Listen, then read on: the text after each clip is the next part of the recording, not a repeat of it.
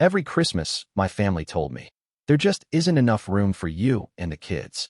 I heard my brother's children laughing through the window. I stayed quiet. A year later, I built my dream house and hosted dinner with their favorite chef. Invitations? None sent. When photos went online, their silence turned to furious calls. I'll never forget how cold that night was. The snow was already thick on the ground, and the wind cut right through our jackets as I led my kids up the steps to the farmhouse. My name is Gerald. I'm 39, living in upstate New York. This was supposed to be a magical Christmas Eve for my children, Leo and Clara. But as soon as my mother opened the door, I knew I was wrong. She looked surprised to see me standing there, her eyes darting past the gift bags in my hands to Leo's hopeful grin. "Gerald," she said, her voice flat. What are you doing here?" I forced a smile and shifted the weight of the gifts to my other arm. "We came to celebrate Christmas Eve, Mom. Just like we always do." Her mouth pressed into a thin line. "Oh, well, I wasn't expecting you." I could hear the laughter behind her, the warm hum of voices and clinking glasses. Leo's little hand tightened in mine. "Grandma," he said, his voice bright with excitement. "Can we come in? It's really cold." My mother's eyes flicked to him, then back to me. "I'm sorry, but there really isn't enough room this year. Max and his family are already here. You know how it gets." I swallowed hard. "Mom, it's tradition. The kids have been looking forward to this." She shook her head, her tone gentle but final. "I know, dear, but it's just not possible this year. Maybe you can come by tomorrow, okay?" Behind her, I could see my brother Max's wife, Rachel, laughing with her kids as they tore into presents. The glow of the Christmas tree spilled out into the hallway, casting a warm light that made the cold feel even sharper. Leo's eyes were wide and confused. "Why can't we go in?" he asked, tugging at my sleeve. The question stabbed deeper than the wind ever could.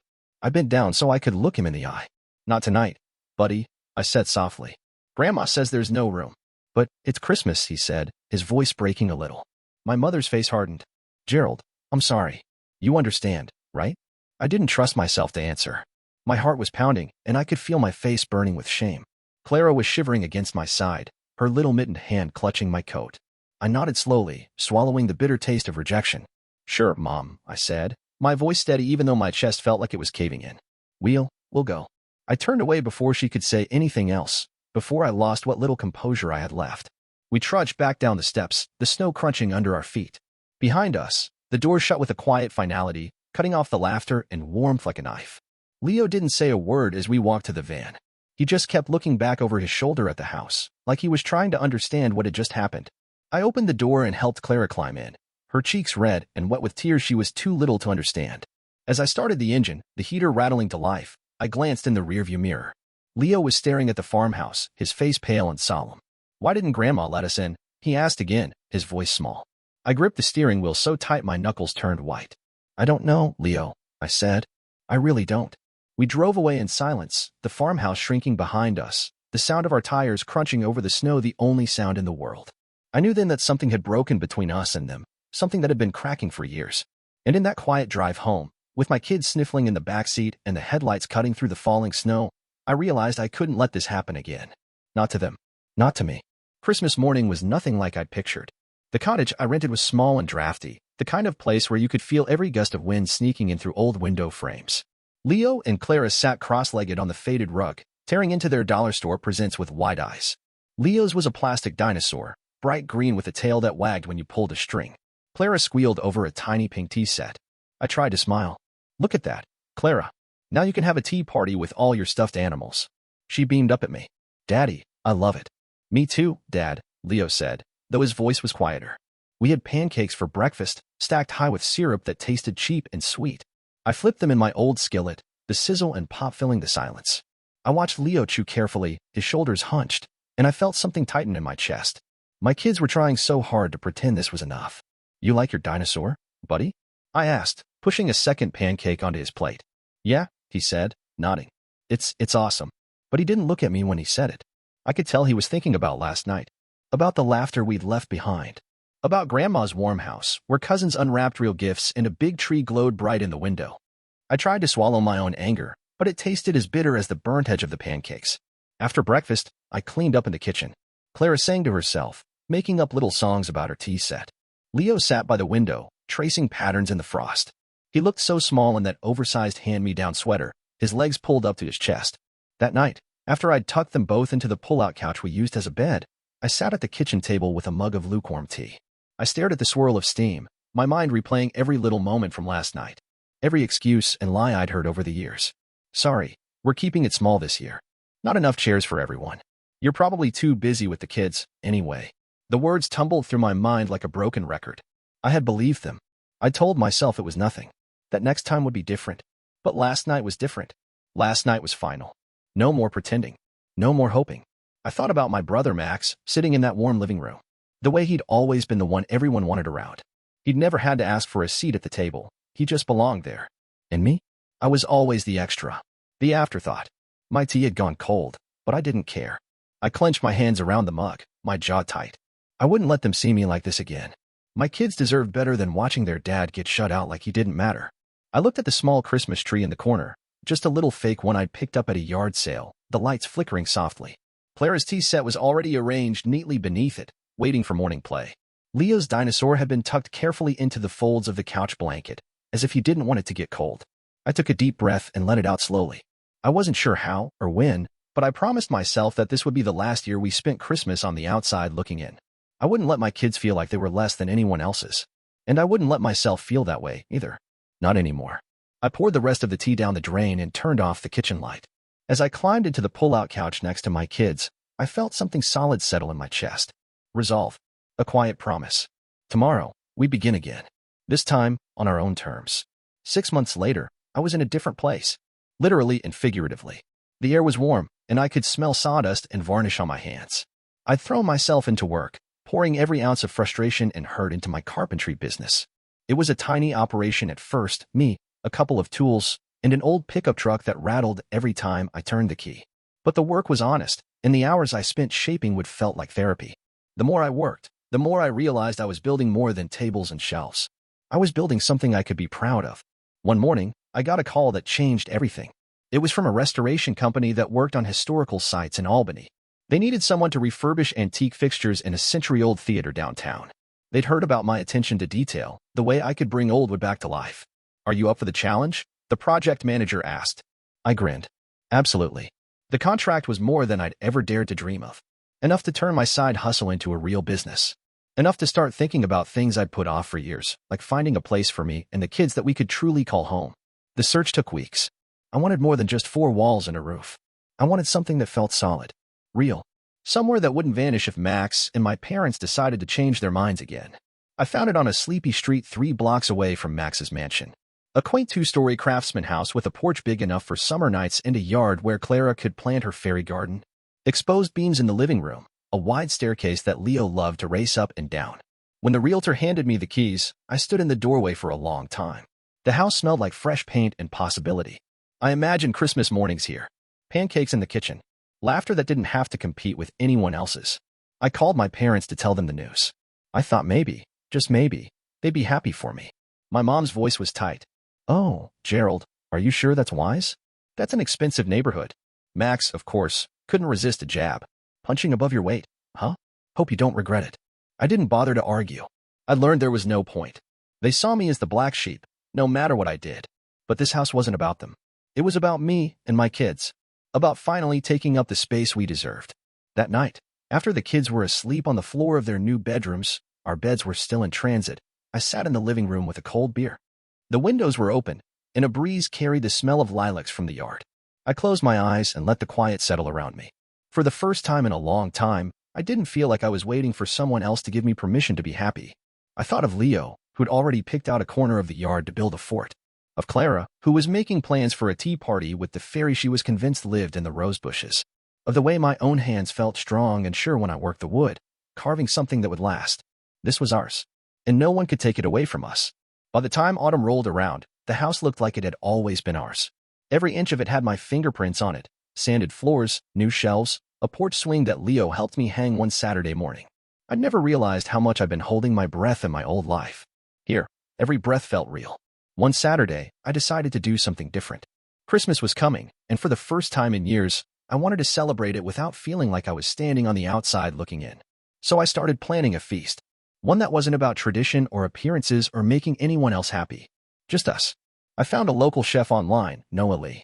His website was sleek and modern, filled with photos of dinners that looked like they belonged in magazines. I was half embarrassed calling him up. "I'm just a carpenter," I said. "It's not a fancy party. Just friends and kids and—" "I don't know. I wanted to feel like family." He laughed. "That's the best kind of party," he said. "Count me in." Over the next few weeks, I worked with Noah to plan the menu. Roasted root vegetables, slow-cooked short ribs, pies with flaky crust that smelled like butter and memories. He said he'd handle the food. I told him I'd handle the table.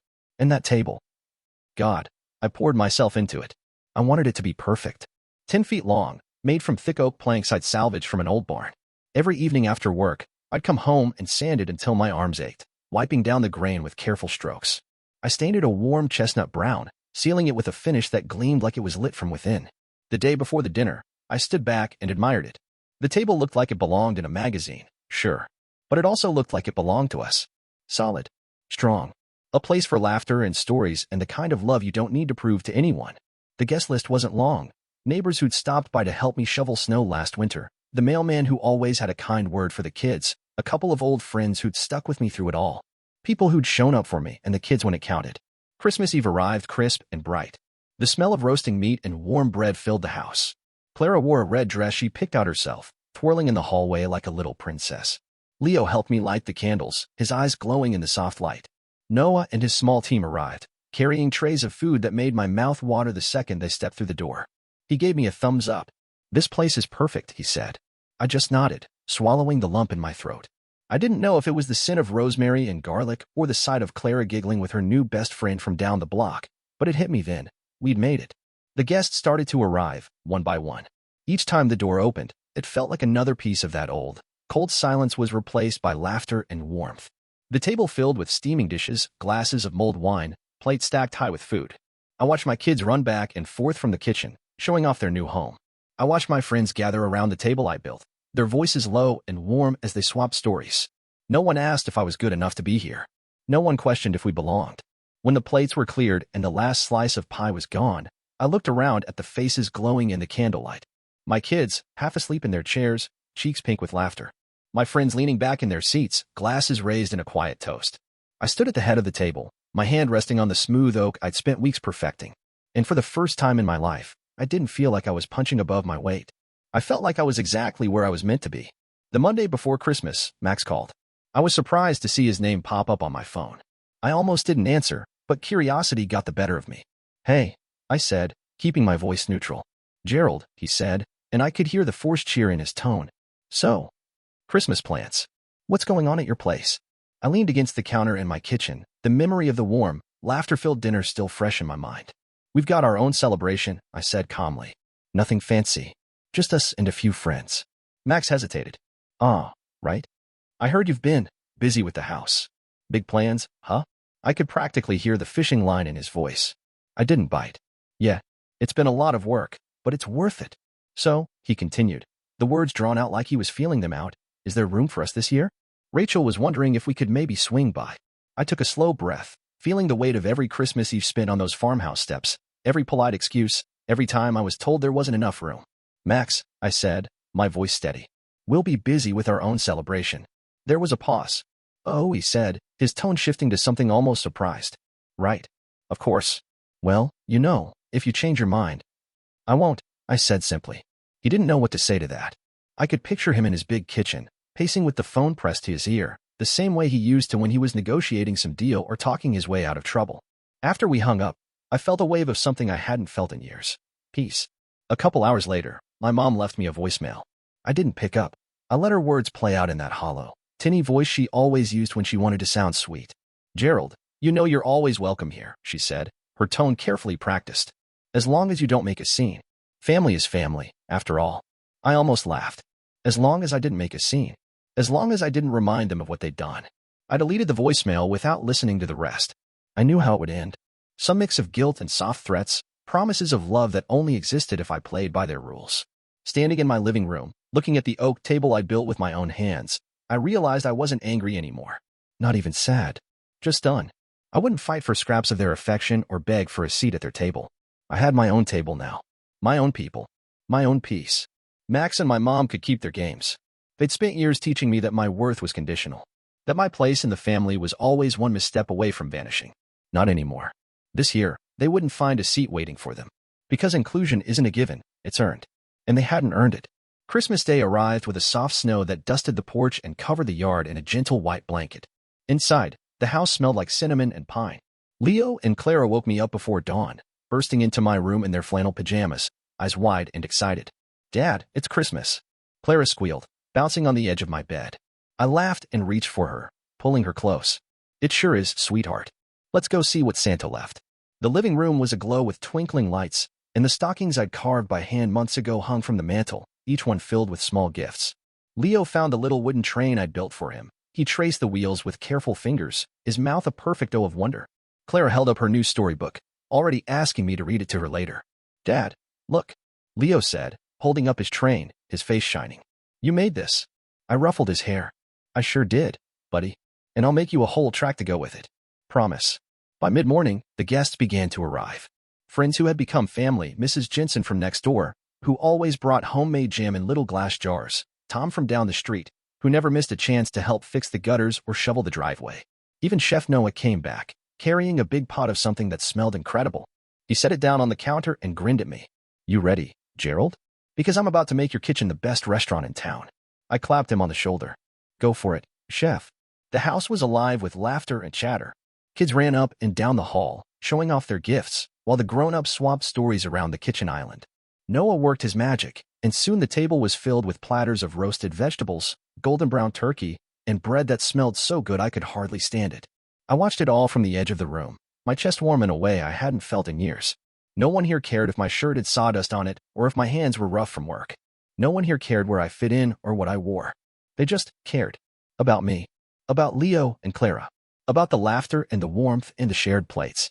When we all finally sat down to eat, I looked at the table I'd built, every knot and grain of wood telling a story.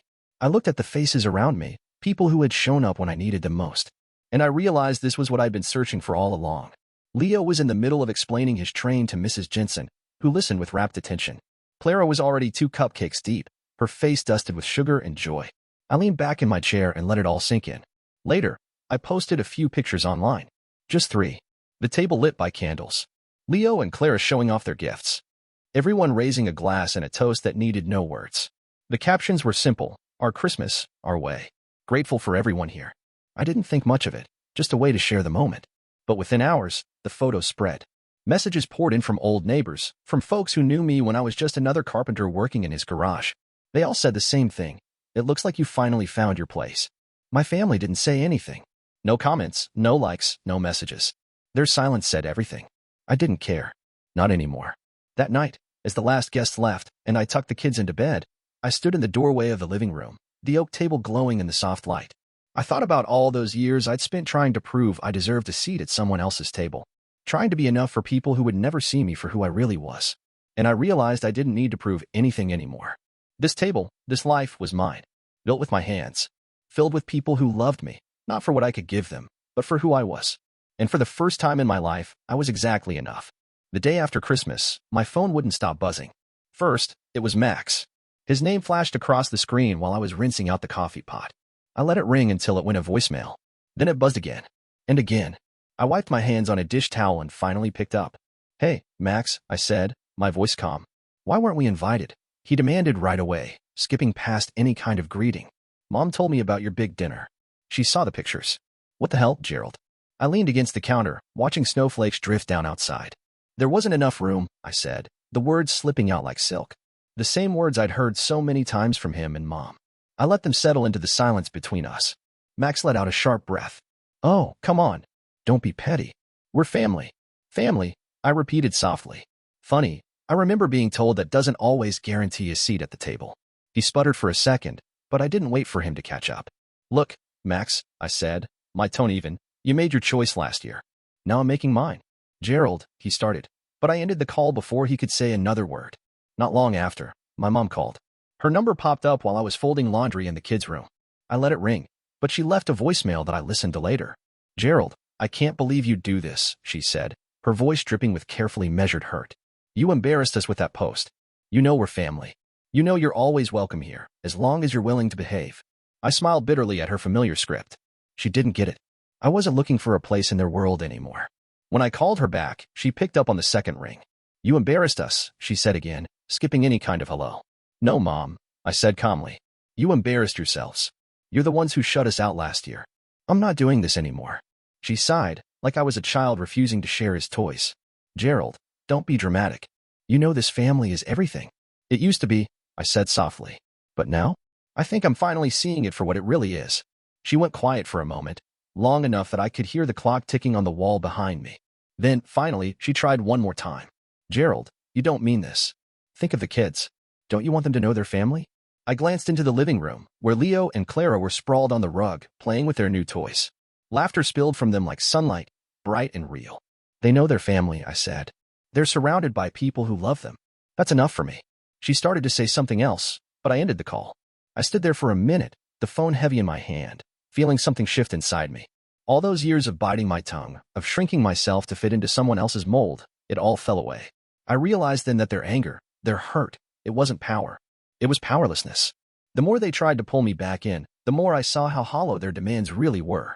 I put the phone down and went to join my kids. The last of the day's light was filtering through the curtains, and the house felt warm, alive, and mine. I knew the calls would keep coming. The guilt trips, the manipulations. But I wouldn't answer. For the first time in my life, I wasn't playing their game. And it felt like freedom. A few days after the call stopped, I heard a knock at my door. It was unexpected, firm and measured, not the frantic pounding I'd braced for. I opened it and found Max's wife, Rachel, standing on my porch. She was dressed in a long beige coat, her hair tucked neatly behind her ears, her eyes shifting like she was rehearsing something in her mind. Rachel, I said, leaning against the doorframe. Didn't expect to see you. She forced a smile. Gerald, can we talk? I stepped aside and let her in. She perched on the edge of the couch like she was scared to get too comfortable, her purse clutched in her lap. I sat down across from her, folding my hands. You've really built something here, she said, her eyes darting around the room. I saw the pictures. The kids looked happy. They are, I said simply. This is home. She nodded, her lips pressed into a thin line. Max is, well, he's upset. He doesn't understand why you're doing this. I raised an eyebrow. Doing what? Having a Christmas dinner in my own home? She fidgeted with the strap of her purse. You know how it looked, Gerald. You didn't invite anyone. You didn't even tell them. It feels like revenge. I leaned back in my chair, feeling the steady weight of her words. This isn't revenge, I said quietly. This is healing. She blinked, like she didn't know how to process that. Healing? You're shutting them out. I'm shutting out the people who treated me like an outsider for years, I corrected. I'm not shutting out love. I'm creating a space for it, for me and my kids, and the people who actually show up for us. Rachel looked at her hands. It's a lot, Gerald. A lot of change. It is, I said. And it's overdue. She met my gaze then, her face caught between worry and something like respect. Max doesn't see it that way, she said finally. He thinks you're trying to make him look bad. I almost laughed, but it didn't feel funny. Max can think whatever he wants. This isn't about him. It never was. She swallowed, her fingers tightening around the purse. I hope you know. I didn't agree with how it all went down last year. The way your mom turned you away, the way Max didn't speak up, it wasn't right. I studied her face. She looked sincere, but tired, like someone who'd spent too long carrying other people's expectations. I appreciate that, I said, but I can't go back to pretending. I won't. She stood up then, smoothing out the front of her coat. I'm not here to convince you otherwise, she said. I just wanted you to know that some of us see what you're doing. And maybe it's the right thing. I walked her to the door. She paused on the threshold, her breath fogging in the cold air. You know, she said softly, this house, this life you're building, it's beautiful, Gerald. I hope you hold on to that. I will, I said. And I meant it. She left then, her footsteps crunching down the snowy walkway. I watched her go, the quiet settling around me like a soft blanket.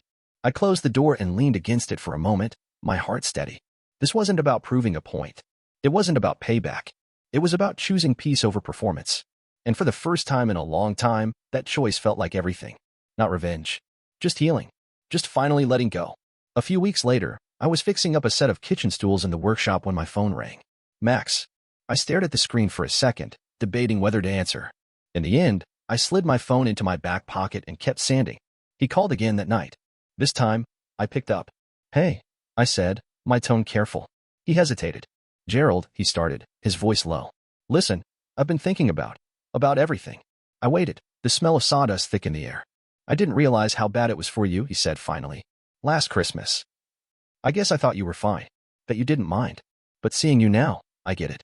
I didn't say anything, letting him fill the silence. I'm sorry, Gerald, he said. I should have said something. Should have stood up for you. I took a slow breath. You didn't want to, I said, my voice even. You didn't want to see it? That's different. He sighed. Maybe I didn't want to deal with it. Mom, she always had her way of controlling the room. You know how it is. I did, but I didn't say it. I'd spent years explaining away her excuses. I wasn't about to start again. So, he continued, I wanted to see if we could start over. I'd like to come by. Just to see you and the kids. I rubbed my thumb along the edge of the stool, the wood smooth under my hand. Max, I said quietly, you're welcome in my life if you bring respect. And if you leave the excuses at the door. He didn't argue. There was a pause, and I could almost hear him nodding on the other end. I get that, he said. I really do. And I'm willing to work on it. I just don't want to lose my brother. I closed my eyes for a second, feeling a small ache in my chest. Once, I would have jumped at that. Bent over backward just to feel included. Now, I knew it wasn't that simple. It's not a reunion, I said. Not yet. But it's a start. He let out a breath I didn't know he was holding. That's enough for me. After we hung up, I sat there for a while, listening to the quiet creak of the house settling around me. I thought about how easy it would be to slip back into old habits, to patch things up without really fixing them. But I learned something in the past year. Real healing doesn't come from going back to what hurt you. It comes from building something new. Maybe this was the start of that. Or maybe it was just another step on a long road. Either way, I wasn't waiting for someone else to decide if I belonged. For the first time in my life, I was choosing who got a seat at my table. And I was okay with that. Spring arrived like a slow, steady breath. The snow melted from the yard, revealing patches of green that promised new life. Leo and Clara spent afternoons digging in the soil, planting seeds for carrots and sunflowers. Their laughter rose through the air, bright and free. Business at my shop was booming. Word had spread about the quality of my work, and I had more jobs than I knew what to do with. I hired 2 apprentices, good kids, eager to learn, and quick to pick up the rhythm of the craft. Watching them sand and stain, I saw pieces of myself in them. I gave them advice I wish someone had given me years ago. Don't be afraid to build your own path, even if it means starting from scratch. One morning, I was sketching out plans for a new workshop. Bigger than the little garage I'd been using. Enough room for real growth. Clara peeked over my shoulder, her hair still damp from the shower. Is this for your wood stuff? She asked. I smiled. Yeah, baby girl. I'm going to make it nice so you and Leo can have more room to play outside, too. She leaned against my arm, her eyes bright. Can I have a little playhouse out there? You can have a whole castle if you want, I said, and she squealed. Leo, meanwhile, had discovered a love for helping. He'd hand me nails and hold the measuring tape steady, his brow furrowed like he was solving the world's biggest puzzle. I knew he was proud of me in his own quiet way, and that pride lit me up inside.